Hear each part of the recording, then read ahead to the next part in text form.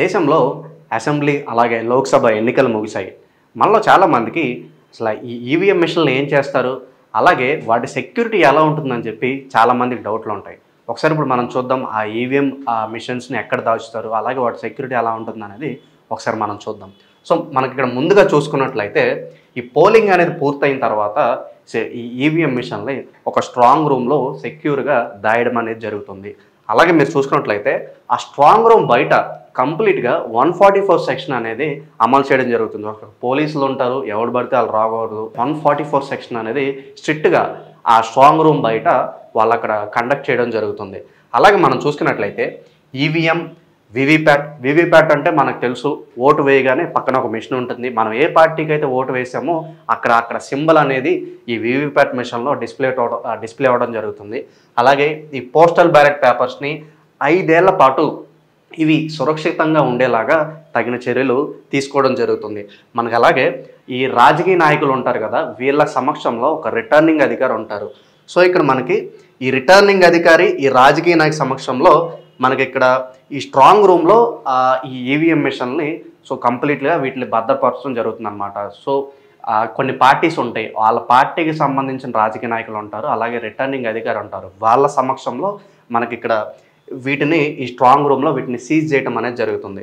అలాగే పోలింగ్ ముగిసిన తర్వాత 45 రోజుల పాటు మనం చూసుకున్నట్లయితే జిల్లా ఎన్నికల అధికారి ఈ ఈవీఎం మిషన్లకు భద్రత కల్పిస్తారు. సో 45 రోజులు మాత్రమే ఈ ఎన్నికల అధికారి బాధ్యత అనమాట. సో ఈ 45 రోజులు అతను భద్రత కల్పించడం జరుగుతుంది. సో బయట కంప్లీట్గా మనకి సీసీటీవీ కెమెరాస్ ఉంటాయి. అలాగే మనకి ఇక్కడ సెంట్రల్ గవర్నమెంట్ నుంచి కేంద్ర బలగాలు కూడా అక్కడ కొంచెం గస్తీ కాయడం కూడా మనం చూస్తాం. సో ప్రొటెక్షన్ అనేది కంప్లీట్గా మనకి ఈవీఎం మిషన్స్కి చేయడం జరుగుతుంది.